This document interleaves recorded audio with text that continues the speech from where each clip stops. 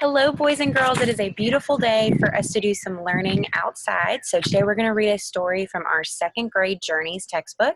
So I'm going to flip you over to the other screen and hope that our pages don't fly everywhere today.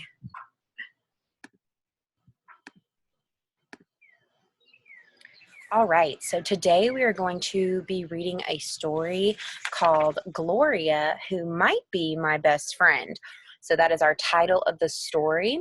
And if you look at our author is Anne Cameron. Remember, the author is the individual that writes the story. And it is illustrated by Mike Reed. So Mike Reed is the one who has drawn or painted or taken the pictures for our particular story. So every time you read your story, let's set a purpose. Let's figure out why we want to read. And one way that might help us figure out why we're reading a particular text is to think about the genre of the text. In this particular story, the genre is a realistic fiction, which means that it's a story that could happen in real life. So when I look at my cover, I see two children that I might see out and about in Memphis, in your community, wherever you might be. And it looks like the setting might be in a neighborhood. So if you live in a neighborhood with lots of houses and lots of children, this story might be something that's familiar to you. Now, when we're reading our text, we want to look down here at the bottom at our essential question. And our essential question for this story is, how do friends help each other? So I want you to brainstorm for a minute, boys and girls. And if you need to pause this video to do it, then go ahead and do that. I want you to think, how can friends help each other? So think about that for just a second. Why and how can friends help each other? All right, did you think of some good ideas about how friends can help each other? I thought of a couple myself. So friends might help each other build something. I know I like to play games with my friends. And also friends are there for us if we're feeling sad, if we need somebody to make us laugh. A friend always uses kind words. So when we're reading this story, let's think about the characters. And I see two characters already. Remember, characters are the people or the animals that we meet in the story. So as we're reading this story, boys and girls, let's think about whether or not our two characters are good friends and what makes them good friends. So if you're ready, we're going to jump on in. And if you come back to this video at a later time, you can always mute Miss Owen, and that will help you read the story by yourself. So I'm going to read it through one time just so we can look at our fluency. We can maybe read some words that we're unfamiliar with, talk about some vocabulary words that we're not quite sure of, and then you can come back and watch the video a second time, and you can read it all by yourself. Just mute the bottom button, and we'll see how our reading does this week while you're at home.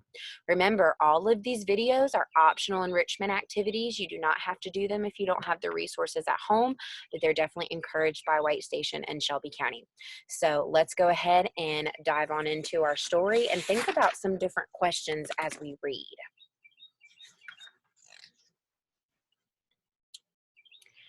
If you have a girl for a friend, people find out and tease you. That's why I didn't want a girl for a friend. Not until this summer when I met Gloria. It happened one afternoon when I was walking down the street by myself. My mother was visiting a friend of hers, and Huey was visiting a friend of his. Huey's friend is 5, and so I think he's too young to play with. And there aren't any kids just my age. I was walking down the street feeling a little lonely.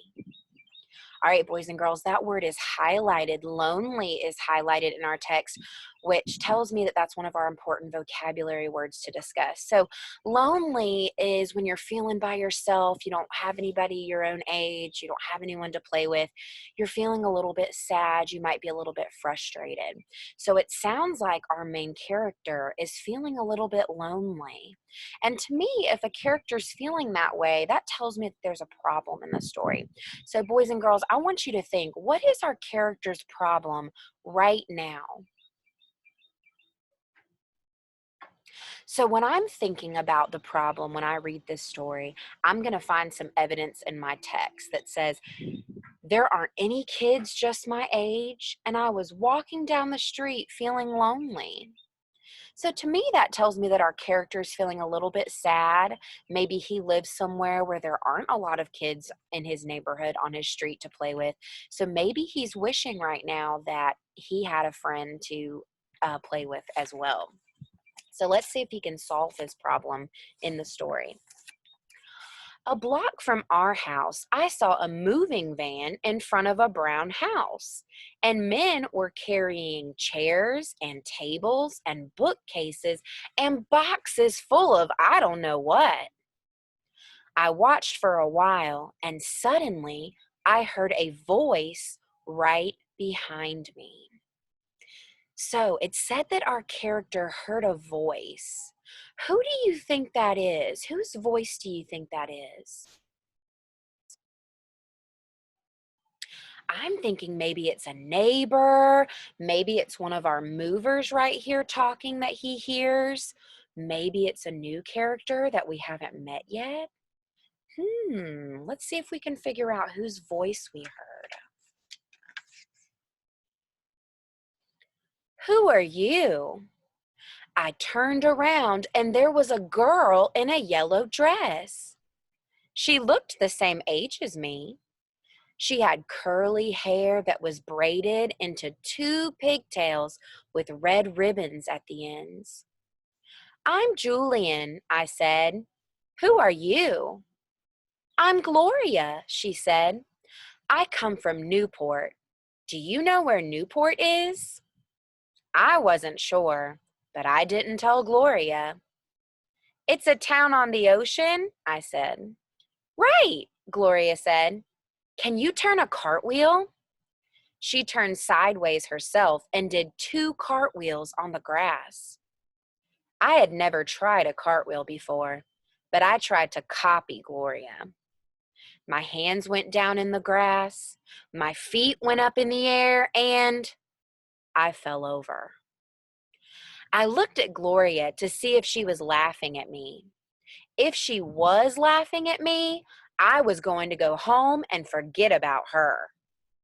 But she just looked at me very seriously and said, "It takes practice." And then I liked her. So let's think, boys and girls, why do you think Julian, so we found out our main character's name is Julian, the little boy. Why do you think Julian tried to do a cartwheel in front of Gloria? Why do you think he wanted to try that? When I'm reading a text, I like to look back and see if there are any clues that might tell me. So when we look back on page 248, it already told us that Julian had never tried a cartwheel before. So maybe Julian was curious. Maybe he wanted to try to do the cartwheel on his own. Gloria is a new character, so that's a new friend. Maybe he was trying to impress her. Maybe he thought that, well, if Gloria can do a cartwheel, maybe I can do a cartwheel too. So we found out when Julian did his cartwheel that he fell over in the grass. And he already decided in his mind that if Gloria was going to laugh at him, that he didn't want to be her friend anyway. So think about that, boys and girls. Do you think Gloria is being a good friend right now? Because when he fell over, she looked at him and all she said was, "It takes practice." And then Julian liked her. So do you think that Gloria is being a good friend right now? I think Gloria is being a really good friend right now because she didn't make fun of Julian when he fell over. She just looked at him and basically said, "That's okay. That's okay, Julian. We can try. We can practice. That way you can do it all by yourself." So I think that Gloria is being a really good friend right now.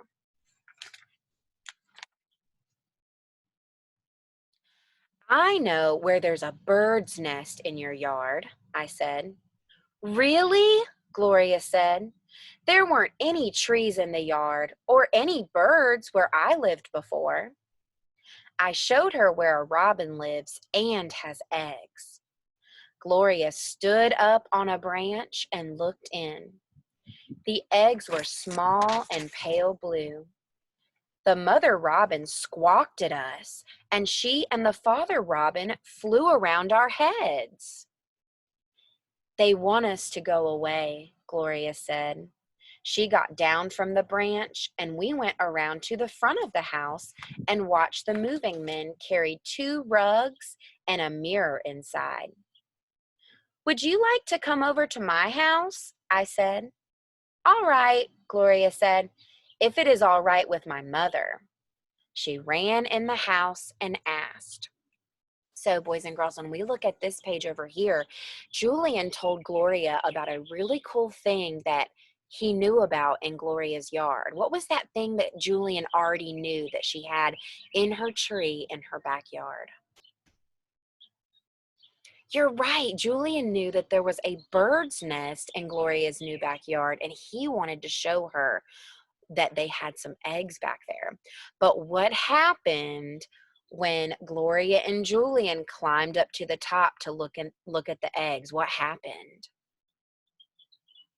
The mother and the father bird were squawking and they were flying around their heads.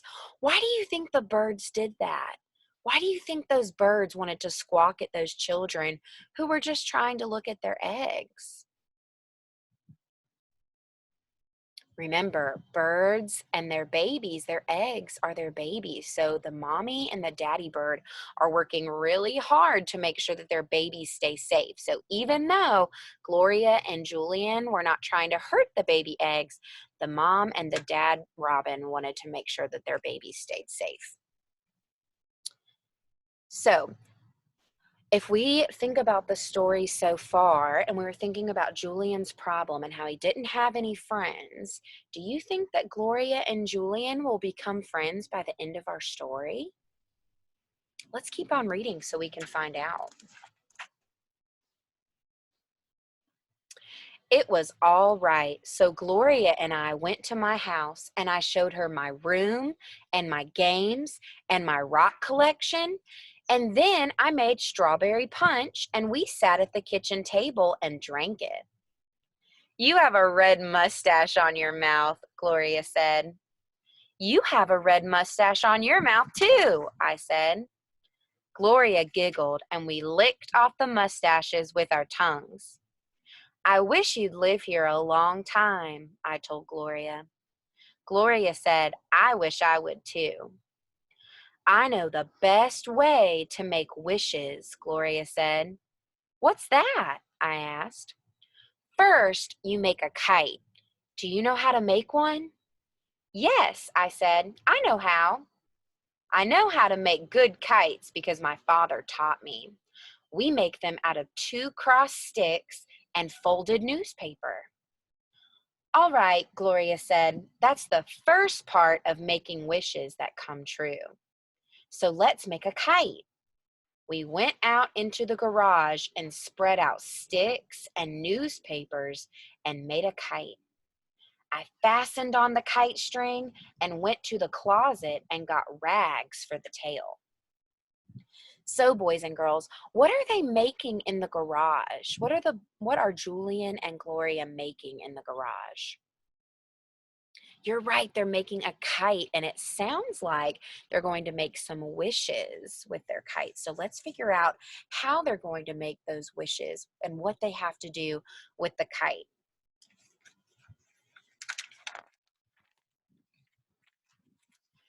Do you have some paper and 2 pencils? Gloria asked, because now we make the wishes. I didn't know what she was planning, but I went in the house and got pencils and paper. All right, Gloria said, every wish you want to have come true, you write on a long, thin piece of paper. You don't tell me your wishes, and I don't tell you mine. If you tell, your wishes don't come true. Also, if you look at the other person's wishes, your wishes don't come true. So, do you think that Gloria and Julian should tell each other their wishes? Why not? You're right, boys and girls. If Julian or Gloria talk about their wishes, or if they look at each other's wishes on their paper, then their wish might not come true. So they need to make sure that they keep their wishes private, and maybe that will help them come true at the end of the story. Gloria sat down on the garage floor and started writing her wishes. I wanted to see what they were, but I went to the other side of the garage and wrote my own wishes instead. I wrote, 1. I wish I could see the catalog cats. Number 2. I wish the fig tree would be the tallest in town. Number 3. I wish I'd be a great soccer player. 4. I wish I could ride in an airplane. Number 5. I wish Gloria would stay here and be my best friend. So Julian's writing his wish, and one of his wishes is that he wants Gloria to stay and be his best friend. So looking back on some of the things that Julian has already done with Gloria, they were doing cartwheels together. He invited her over to his house.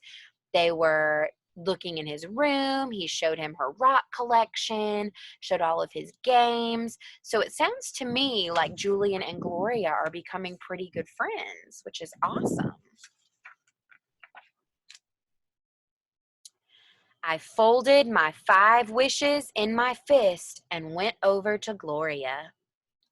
How many wishes did you make? Gloria asked. 5, I said. How many did you make? 2, Gloria said.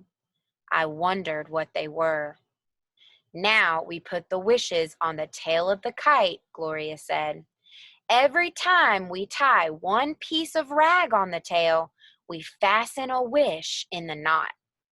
You can put yours in first. I fastened mine in, and then Gloria fastened in hers, and we carried the kite into the yard. You hold the tail, I told Gloria, and I'll pull. We ran through the backyard with the kite, past the garden and the fig tree, and went into the open field beyond our yard. The kite started to rise. The tail jerked heavily like a long white snake.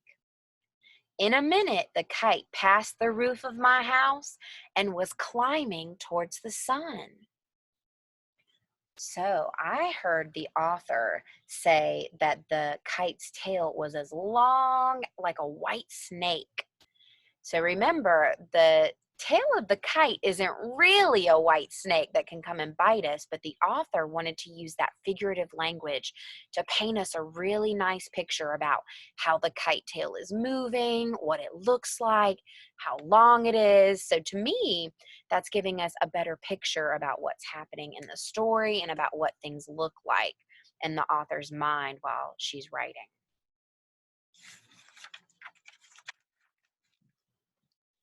We stood in the open field looking up at it.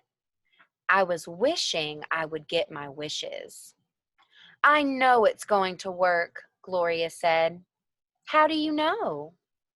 When we take the kite down, Gloria told me, there shouldn't be one wish in the tail. When the wind takes all your wishes, that's when you know it's going to work. The kite stayed up for a long time. We both held the string. The kite looked like a tiny black spot in the sun, and my neck got stiff from looking at it. Shall we pull it in? I asked. All right, Gloria said. We drew the string in more and more until, like a tired bird, the kite fell at our feet. So they made these kites together. They wrapped their wishes into the rags of the tail, and they're hoping that the wind knocks all of their wishes off of the kite so that they'll come true. And remember, Julian already wished that he and Gloria would be friends. So hopefully he gets his wish, boys and girls. We looked at the tail. All our wishes were gone. Probably they were still flying higher and higher in the wind. Maybe I would see the catalog cats and get to be a good soccer player and have a ride in an airplane and the tallest fig tree in town, and Gloria would be my best friend. Gloria, I said, did you wish we would be friends? You're not supposed to ask me that, Gloria said. I'm sorry, I answered, but inside I was smiling. I guessed one thing Gloria wished for. I was pretty sure that we would be friends. So, boys and girls, it looks like Gloria and Julian made the same wish about being best friends, which is awesome because that ends up solving Julian's problem from the beginning of the story. Think back to the very beginning when we identified the problem of the story, and Julian was feeling a little bit lonely because he didn't have any friends his own age. So now does he have a good friend that's his age that he can play with? Yes, he does. So I think they're going to be friends for a long time, and I'm hoping that Julian won't be so lonely anymore. All right, great job, friends. I'm going to stop sharing our story for just a second. All right, boys and girls, I hope you enjoyed that story. Now, after we've read our story, I want you to think about in your brain at our essential question. Remember, our essential question was, how can you be a good friend? So when we think about our two characters, let me see if you remember. Who are the names? What are the names of our two characters that we met in the story? There was a boy. What was his name? Julian. Good. And what was the girl's name? Gloria. Very, very good. So I'm going to pick a character. I'm going to pick Gloria, our girl character. And I want you to get a piece of paper and a pencil or a whiteboard, or you can just say it out loud if you want to. So if you need to pause this video to go grab your pencil and paper, go do it right now. Go, go, go. All right, do you have your pen and paper? All right, here we go. Here is your writing prompt for this story, boys and girls. I want you to tell me and answer this question. Do you think that Gloria is a good friend? Do you think that Gloria was a good friend in this story? Julian wanted a good friend. Now, Gloria moved into town. Do you think that Gloria was a good friend? If you think Gloria was a good friend, then I want you to give me 2 reasons that you think she was a good friend. If you think that Gloria was not a good friend, I want you to give me 2 reasons why you think she was not a good friend, boys and girls. So I want you to take that time, answer those 2 questions, and when you're finished, I have a little bonus activity for you about making a kite. So our characters in the story made a kite, and they tied their wishes at the end, and they flew their kite into the sky. So before you get started, I want you to look and make sure that you have your materials, but you need to ask your parents first that it's okay to make the kite, and they might need to help you. It might be a little bit tricky. So in our book, it already tells us how we're going to make the kites, but first you need to make sure that you have all of your materials so that you can make it at home. And remember, it's okay if you don't have this stuff. It's just for fun. So I'm going to switch back so that you can see our story and see our different materials that you need. So I'm going to flip you back over. All right, so in our book, we have our directions. So here's your materials, boys and girls. You need 2 sticks with small cuts on both sides. So this particular kite is 24 inches and 18-inch sticks, and you need 2 sticks to make your kite. You also need some string, maybe if you have some yarn laying around your house. You also need some colored paper, maybe some construction paper, maybe some Astro Brights. If you have those at your house, that would always work for a kite. You need some glue and some scissors. It looks like we have some liquid glue, but maybe a glue stick would work if you have that at the house. And you need 5 pieces of ribbon. Boys and girls, why do you think you need 5 pieces of ribbon? I think we might need those pieces of ribbon so that you can write your wishes on them. So if you need a minute to think about your wishes and to go grab all your materials, pause this video and go grab them and make sure that your parents are there to help you, okay? All right, go, go, go. Get your materials. I'll be waiting. All right, if you have all your materials, let's get started. So we want to follow our directions. If we don't follow our directions step by step, it might not turn out very well. And if we don't have a kite to fly, then we're not going to be able to see if our wishes come true. So if you have your materials, lay them out in front of you on the table, put them on the floor, whatever you need to do so that we can make our kite just like Julian and Gloria did in the story. So our first step says, first, make a cross with the sticks. So put your long stick first and then your short stick. Tie a string around the middle. Now, boys and girls, you might need help from your parents to figure this out, but if you can do it by yourself, great job. Keep moving. Pause this step if you need a little bit of time to set this up and press play when you're ready for step 2. Step 2, run the string around the edge to make a frame for your kite. You need to tie it tight at the top end, and then you want to cut your string.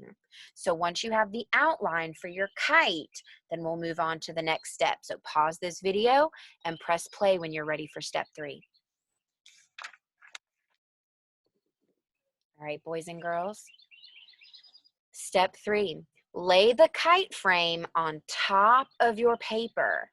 So it looks like your paper might need to be a little bit bigger than the frame that you have for your kite. You want to cut the paper so that it's a little bit larger than the kite frame. So if your paper is really big and your frame fits in there, don't cut right next to those sticks because it won't be big enough for your kite. Make sure that you leave a little bit of space, still following the shape of that kite, so that you can cut it out at home. When you're ready for this step, press pause and click play when you're ready to move on. Step 4, fold the paper over the kite frame, just like it shows in the picture. We're kind of covering up the stick, and glue it down. So you're going to take those pieces like before that we made a little bit bigger, and you're going to fold them over so that it is on the outline, the frame of where our string was. So we're going to glue it down, and then you're going to tie a really long string to the middle of the frame so that we have it secured down. Okay, step 5, cut a piece of string 36 inches long and make the tail. So 36 inches, remember there's 12 inches in 1 foot. So let's see if you're thinking right now. I know that you're practicing your division and your multiplication facts. So let's think. 36 divided by 12. How many times can 12 go into 36? 3 times. So our string at the bottom of our kite, our tail, needs to be 3 feet long. But if you want to make it even longer, then go ahead. It's up to you, whatever you have at home. So we're going to tie the string and we're going to cut it once it's 36 inches long so that we have our kite tail. Then you're going to tie a ribbon to the string every 6 inches with a tight knot. Okay, if you do too many of these ribbons, then they're going to make your kite fly a little bit heavy and it may not fly really nicely in the wind. So maybe you could also use these different ribbons to write your wishes, and maybe you could tie your pieces of, maybe like write on it with a Sharpie or a marker or something like that. And then maybe you can go practice flying it outside with your family. All right, boys and girls, if you have the materials to make a kite, I hope that you fly them and take pictures of you practicing you reading this story. And if you do make a kite, and go ahead and tag us on social media, check out the other White Station Elementary videos that will be posted this week, and come back next Monday for our new Journeys text for 2nd grade. Thanks so much, boys and girls. Have fun. Bye.